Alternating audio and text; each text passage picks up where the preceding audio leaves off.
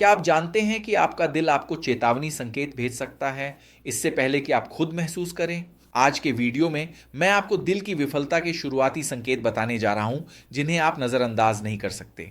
इसके अलावा मैं यह भी बताऊंगा कि अगर आपको ये लक्षण महसूस हों तो आपको क्या करना चाहिए और साथ ही इससे बचाव कैसे करें। तो वीडियो को अंत तक ज़रूर देखें ताकि कोई भी जानकारी छूट न जाए। इससे पहले कि हम दिल की विफलता के संकेतों की पहचान करना शुरू करें, यह समझना ज़रूरी है कि आपके दिल में वास्तव में क्या हो रहा है। कल्पना कीजिए कि दिल एक शक्तिशाली पंप की तरह है जिसे पूरे शरीर में रक्त प्रवाहित करने के लिए कुशलता से काम करना होता है। लेकिन अगर यह पंप काम करना बंद कर दे तो क्या होगा? दिल की विफलता तब होती है जब दिल हमारे शरीर की जरूरतों को पूरा करने के लिए पर्याप्त रूप से रक्त पंप नहीं कर पाता। यह कई ऐसी स्थितियों का परिणाम हो सकता है जो दिल पर अधिक बोझ डालती हैं, जैसे उच्च रक्तचाप, कोरोनरी धमनियों की बीमारियां या हृदय वाल्व की समस्याएं। जब दिल सही से काम नहीं करता तो रक्त उन जगहों पर जमा होने लगता है जहां उसे नहीं होना चाहिए, जैसे फेफड़ों या पैरों में। रक्त और तरल पदार्थ का यह जमाव कई तरह के लक्षण पैदा कर सकता है जिनके बारे में हम आगे विस्तार से चर्चा करेंगे। दिल के कामकाज और हृदय विफलता के प्रभाव को समझना शुरुआती संकेतों को पहचानने और समय पर चिकित्सा सहायता लेने के लिए बेहद जरूरी है। हृदय विफलता के शुरुआती संकेतों में से एक है सांस की कमी। अगर आपको सांस लेने में कठिनाई महसूस होने लगे, खासकर शारीरिक गतिविधियों के दौरान या यहाँ तक कि लेटे हुए भी, तो यह संकेत हो सकता है कि आपका शरीर अधिक बोझ में है। एक और महत्वपूर्ण लक्षण है अत्यधिक थकान।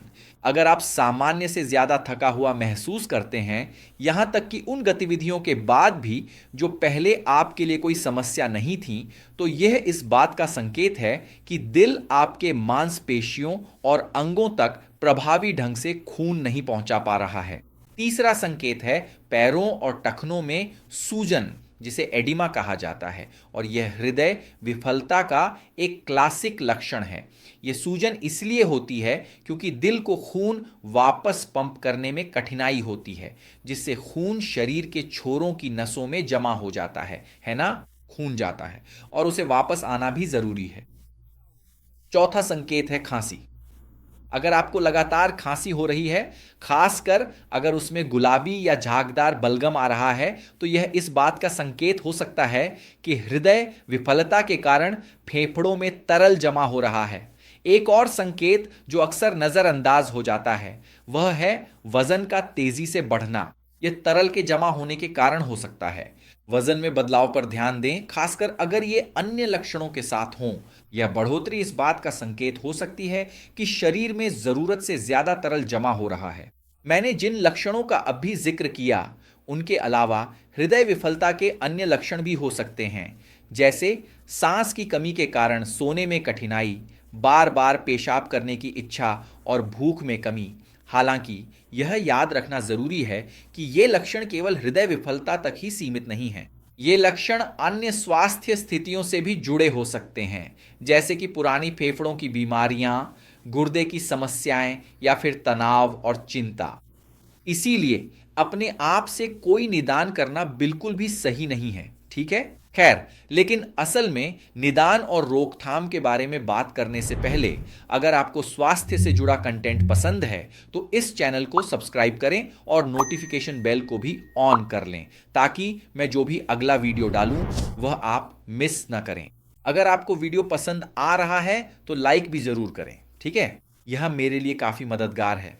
अच्छा, अब जब आप हृदय विफलता के संकेतों को जान चुके हैं, तो अगला कदम यह जानना है कि अगर आप इनमें से कोई संकेत देखना शुरू करें तो क्या करना चाहिए। सबसे पहला और सबसे महत्वपूर्ण कदम है डॉक्टर से मिलना। यह तो जाहिर सी बात है ना? संकेतों के और खराब होने का इंतजार ना करें। एक कार्डियोलॉजिस्ट विशेष जांच जैसे इलेक्ट्रोकार्डियोग्राम, इकोकार्डियोग्राम और रक्त परीक्षण कर सकता है, ताकि आपके दिल की कार्यक्षमता का मूल्यांकन किया जा सके और निदान की पुष्टि की जा सके। ये जांच लक्षणों के कारण और हृदय विफलता की गंभीरता अगर हो तो उसे निर्धारित करने में मदद करेंगी।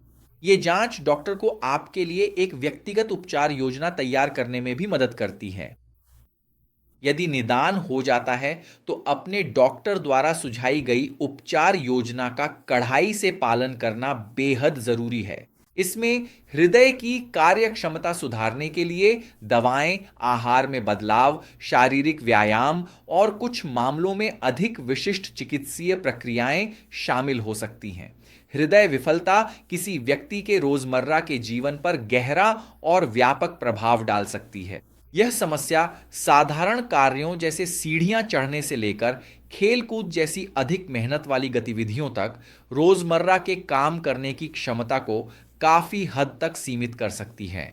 सांस की कमी और लगातार थकान रोजमर्रा के कामों को बेहद थका देने वाला बना सकते हैं और जीवन की गुणवत्ता को कम कर सकते हैं।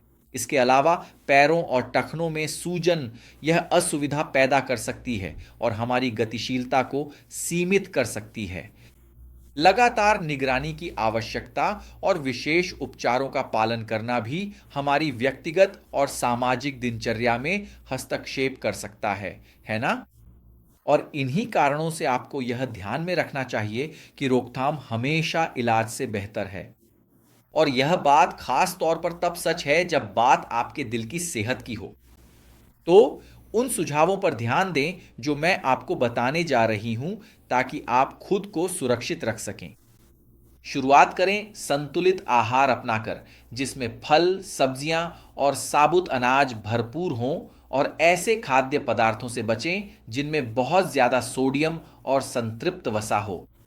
एक और महत्वपूर्ण बात यह है कि नियमित रूप से शारीरिक व्यायाम करना, जैसे टहलना या दौड़ना, हमारे दिल को मजबूत बनाता है और रक्त संचार को बेहतर करता है। एक और बहुत जरूरी बात यह है कि नियमित जांच के जरिए और डॉक्टर की सलाह मानकर रक्तचाप और कोलेस्ट्रॉल के स्तर को नियंत्रित करें। इसके अलावा शराब और तंबाकू का अत्यधिक सेवन करने से बचें, क्योंकि ये दिल की सेहत के बड़े दुश्मन हैं।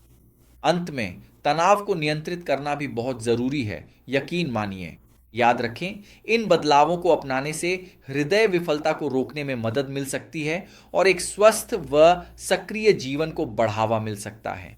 और अगर आप स्वास्थ्य के बारे में और जानना चाहते हैं तो इन वीडियो पर क्लिक करें जो अभी स्क्रीन पर दिख रहे हैं। फायदा उठाएं, और अगर आपने अभी तक चैनल को सब्सक्राइब नहीं किया है तो सब्सक्राइब करें और अपना लाइक जरूर दें। मैं यहीं पर विदा लेता हूं। ढेर सारा प्यार।